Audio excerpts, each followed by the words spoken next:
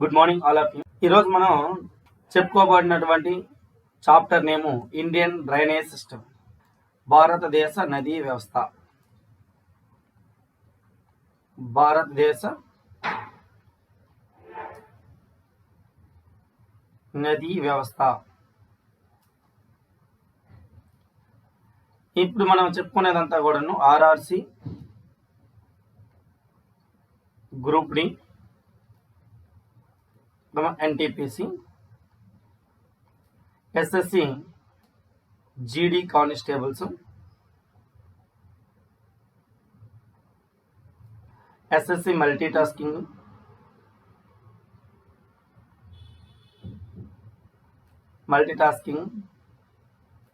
Etcetera అని police constable, PC and SI orientation మనం చెప్పుకుందాం.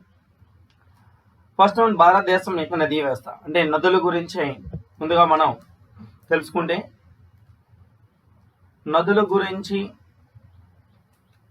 అధ్యయనం చేసే శాస్త్రాన్ని నదుల గురించి అధ్యయనం చేయు శాస్త్రమును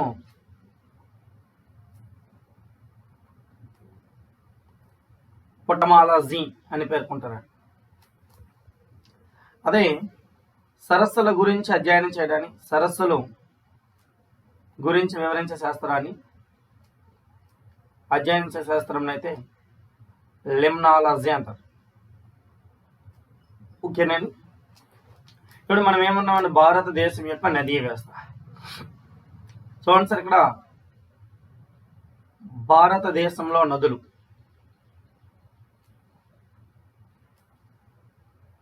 ఈ నదులు ప్రధానంగా మనకి ఇక్కడ రెండు టాపిక్స్గా విడబడతాయి. ఏంటి? భారతదేశం యొక్క నదులు రెండు రకాలుగా విభజించారు. ఒకటి ఏంటి? హిమాలయ నదులు, రెండు ద్వీపకల్ప నదులు. హిమనీయ నదులు అండ్ ద్వీపకల్ప నదులు. ఇప్పుడు హిమనీయ నదులు ఏమిటి? ఇక్కడ చూసుకున్నటువంటిగా మనం హిమాలయ నదులు అనగా హిమాలయ పర్వత ప్రాంతంలో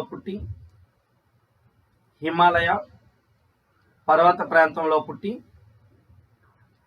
తూర్పున పశ్చిమ దిక్కుకు ప్రయాణించినటువంటి నదులని హిమాలయ పర్వతాల్లో పుట్టి ప్రయాణించినటువంటి ఆ నదులకి ఏమంటారంటే హిమనీయ నదులు అంటారు. ఇక్కడ సింధు నది వ్యవస్థ. ఇది హిమాలయ నదులు మూడు ఉంటాయండి. ఏంటి? సింధు నది, గంగా నది, బ్రహ్మపుత్ర నది. సింధు, గంగా, బ్రహ్మపుత్ర మూడు నదులు అండి. ఇలా టిబెట్ లో ఇలా ఇక్కడ నుండి జన్మించి నేరుగా ఇలా పాకిస్తాన్ మీద గుండా వెళ్ళినటువంటి ఈ నది ఇది సింధు నది. ఇదే ప్రాంతంలో పుట్టి మనకి అస్సాం, అరుణాచల్ ప్రదేశ్ రాష్ట్రం గుండా వచ్చి ఇలా కలిసినటువంటి ఈ నది పేరు బ్రహ్మపుత్ర నది. ఇక్కడ భారతదేశం గుండా వెళ్ళి ఇలా ప్రయాణించినటువంటి ఈ నది గంగా నది. ఇక్కడ మనకి ఏం సార్ అంటే హిమాలయ పర్వతాల్లో పుట్టి ప్రయాణించే నదుల్ని మనం ఏమన్నామని హిమనీయ నదులు అన్నామండి. ఇవన్నీ హిమాలయ పర్వతాలు. ఇందులో ఎక్కడైనా జన్మించి ప్రయాణించే నదులు హిమాలయ నది. దీనికి మరో పేరు కూడా ఉందండి. ఏంటి సార్ అంటే హిమానీయ నదులకి గల మరో పేరు జీవ నదులు అని పిలుస్తారండి. జీవ నదులు ఎందువల్ల అంటే ఇవి సంవత్సరం 365 రోజుల పాటు సంవత్సరం పొడుగున కూడా ఏమవుతాయండి? ఇవి సంవత్సరం పొడుగును కూడా ప్రయాణిస్తూ ఉంటాయి. ఎందుకంటే ఇవి జన్మించిన ప్రాంతమే మంచుతో కూడి ఉన్నటువంటి అనేక ప్రాంతాల్లో జన్మించి ప్రయాణిస్తాయి. ఈ మూడు నదులు కలవడం హిమాలయ నదులు. మరి ద్వీపకల్ప నదులు అంటే ఏంటి? ఇక్కడ చూసుకుంటే ముందుగా ద్వీపకల్ప నదులు. ఈ ద్వీపకల్ప నదులండి. ముందు ద్వీపకల్పం అంటే ఏంటి తెలియాలి. ముందు ద్వీపకల్పం అంటే ఏంటి? మూడు వైపులా నీరు ఉండి ఒకవైపున భూభాగం విస్తరించి ఉంటే దాన్ని ద్వీపకల్ప భారతదేశంలో ద్వీపకల్ప భూభాగం అంటారు. ఫర్ ఎగ్జాంపుల్ ఇండియా తీసుకుంటే ఈ ఇండియాకి ఒకవైపున మొత్తం భూభాగం ఉంది, ఒకవైపున అరేబియా సముద్రం ఉంది, మరోవైపున బంగాళాఖాతం ఉంది, బంగాళాఖాతం అనేది దాగి ఉంది, మరోవైపున హిందూ మహాసముద్రం ఉంది, హిందూ మహాసముద్రం అని మూడు వైపులా నీరు ఉండి, మూడు వైపులు ఇలా ఏమున్నారు, ఇటువైపు నీరు ఉండి ఇటువైపున ఇలా మూడు వైపులు నీరు ఉండి ఒకవైపున భూభాగం ఉన్నటువంటి ప్రాంతాన్ని దేన్నైనా ఏమంటారని అంటే ద్వీపకల్పము అంటారు. ద్వీపకల్పము అంటే భారతదేశం అనేది ఒక ద్వీపకల్ప భూభాగం. ఇటువంటి ద్వీపకల్ప భూభాగంలో కొన్ని నదులు పుట్టి ప్రయాణిస్తాయండి. ఇటువంటి ద్వీపకల్ప భూభాగంలో కొన్ని నదులు పుట్టి ప్రయాణిస్తాయి. అటువంటి నదుల్ని వాడు ఏమన్నాడంటే ద్వీపకల్ప నదులు అంటారు. ఫర్ ఎగ్జాంపుల్ మనం చూసుకునేటట్టుగా అయితే ఇక్కడ ఈ ద్వీపకల్ప నదుల్లో అరావళి పర్వతాలు, ఇవి వింధ్యా పర్వతాలు, సాత్పురా పర్వతాలు, ఇవి సాత్పురా పర్వతాలు ఇవి పశ్చిమ కనుమలు అండి. ఎలా ఉంటాయి ఇవన్నీ పశ్చిమ కనుమలు. ఇక్కడ మనకి ఏంటి సార్ అంటే తూర్పు కనుమలు అనేవి విధంగా తూర్పు కనుమలు ఉంటాయి. ఇక్కడ నీలగిరి పర్వతాలు ఇలా ఉంటాయి. ఇక్కడ మనం చూసుకునేటట్టుగా అయితే ఫర్ ఎగ్జాంపుల్కి గోదావరి నది, అదేవిధంగా కృష్ణా నది, తుంగభద్రా నది, పెన్నా నది, కావేరి నది, మహానది, ఇక్కడ నర్మదా నది, తపతీ నది. ఏంటండి ఇది నర్మదా నది మరియు తపతీ నది, సబర్మతి నది, మాహీ నది. ఇక్కడ Chambal river, Betwa river, Ken river, Son river, Damodar అని ఇవన్నీ కూడా ద్వీపకల్ప నదులు అండి. ఇక్కడ ద్వీపకల్ప నదులు అనేటప్పటికి ఏమవుతుంది, భారతదేశ ద్వీపకల్ప ప్రాంతంలో అంటే ఈ ప్రాంతంలో ఇలాగా మనం ఏదైతే రౌండ్ చేస్తామో ఈ ప్రాంతంలో పుట్టి ఇటు పశ్చిమాన అరేబియా సముద్రం వైపున కానీ లేదా తూర్పున బంగాళాఖాతం వైపున కానీ ప్రయాణించినటువంటి నదుల్ని ద్వీపకల్ప నదులు అంటారు. ఈ ద్వీపకల్ప నదులు ప్రధానంగా ఎన్ని ఉన్నాయని ఇక్కడ రాస్తాను. గోదావరి నది ఒకటి ద్వీపకల్ప నది, కృష్ణా నది, నర్మదా నది, తపతీ నది, కావేరి, పెన్నా, కావేరి, పెన్నా, మహానది, సబర్మతి నది, మహానది, సబర్మతి నది, వంశధార నది, నాగావళి నది, వంశధార, నాగావళి నది, మాహీ నది ఎక్సెట్రా అండి. ఇవన్నీ ద్వీపకల్ప నదులు. అని ద్వీపకల్ప అంటే భారతదేశంలో జన్మించి ప్రధాన భూభాగంలో జన్మించి ప్రయాణించిన నదులు ద్వీపకల్ప నదులని పేర్కొంటారు. ఓకేనా? అయితే నెక్స్ట్ ఇక్కడ చూసుకుంటే ఈ ద్వీపకల్ప నదులని రెండు రకాలుగా విభజించారండి. ఏంటి సార్? ద్వీపకల్ప నదుల్ని రెండు రకాలుగా విభజించారు. ఏంటి రెండు రకాలుగా విభజించారని అంటే ఒకటి పశ్చిమ ప్రవహించే నదులు, రెండు తూర్పున ప్రవహించే నదులు. అంటే పశ్చిమ ప్రవాహ నదులు, రెండు తూర్పు ప్రవాహ నదులు. And eastern flow reverse and western flow reverse అండి. ఇక్కడ ఫర్ ఎగ్జాంపుల్ డయాగ్రామ్ వేసుకుని చూసుకుంటే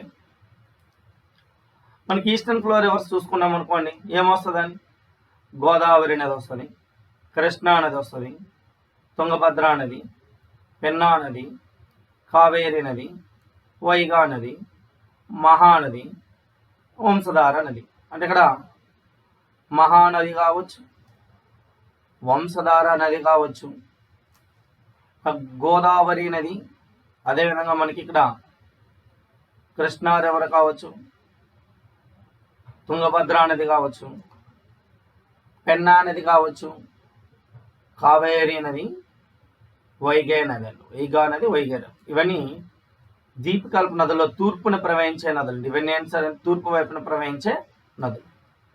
మరి పశ్చిమ ప్రవహించే నదులు అంటే ఇక్కడ ఏమొస్తాయని మనకి పశ్చిమాన ప్రవహించే నదులు కనుక చూసుకుంటే ఇలా నర్మదా నది, తపతీ నది, సబర్మతి నది, మాహీ నది. ఇది నర్మదా ఎన్, టీ తపతి, ఎం మాహి, ఎస్ సబర్మతి. ఈ 4 నదులను మనం ఏంటంటే పశ్చిమ ప్రవహించే నదులండి. ఓకేనా. ఇందులో ఇప్పుడు ద్వీపకల్ప నదులని చెప్పుకున్నాం. అండ్ పశ్చిమ ప్రవహించే నదులు 2 రకాలు అని చెప్పాం. పశ్చిమ ప్రవహించే నదులు, తూర్పు ప్రవహించే నదులు అని చెప్పుకున్నాం. ఇప్పుడు ఒక్కొక్క నది దాని ఇంపార్టెన్స్ ఏంటో చూద్దాం. ఫస్ట్ మన హిమాలయ నదుల్లో, హిమాలయ నదీ వ్యవస్థలో, హిమాలయ నదుల్లో ఫస్ట్ మనం సింధు నదీ వ్యవస్థ.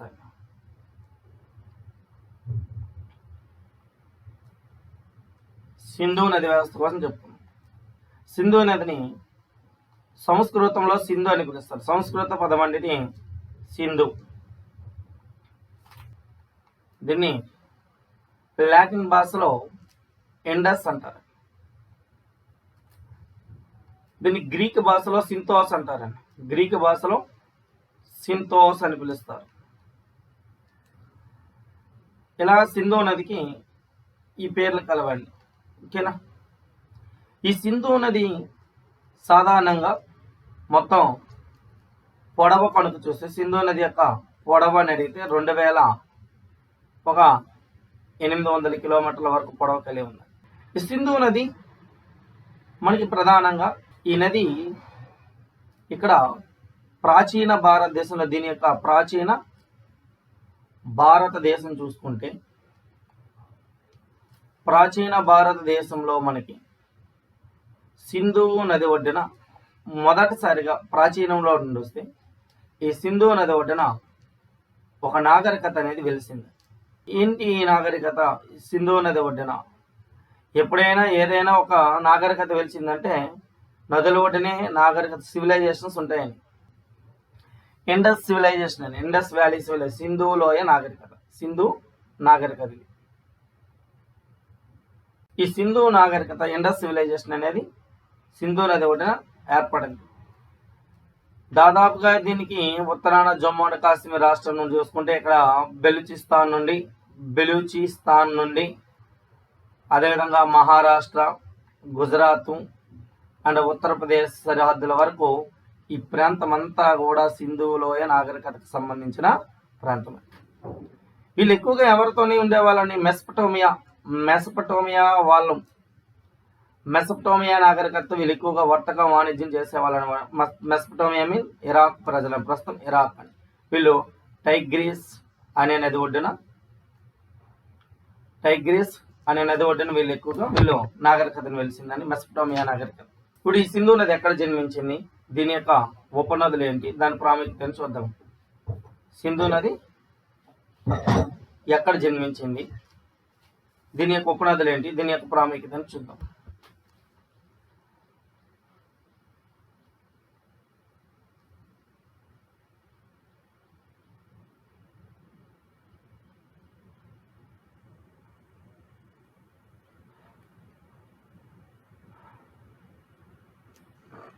సింధు నది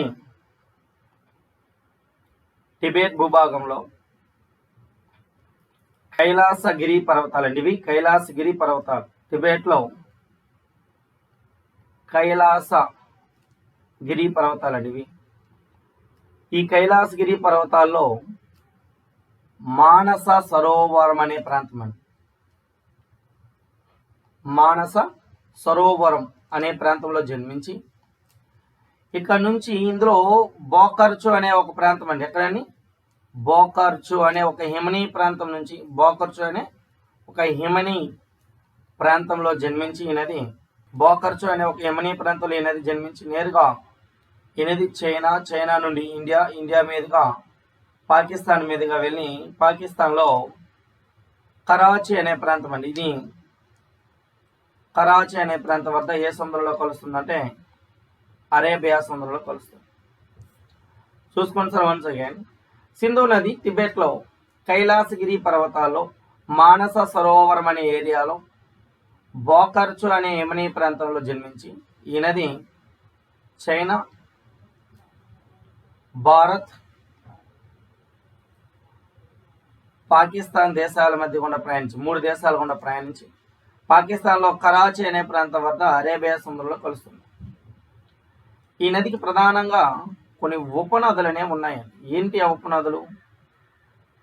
జేసీ బ్రదర్స్ అనే ఉపనదులు అండి. జేసీ బ్రదర్స్ అడిగి నేను రాస్తాను. జే అంటే జీలం నది, సి అంటే చీనాబ్ నది, బి అంటే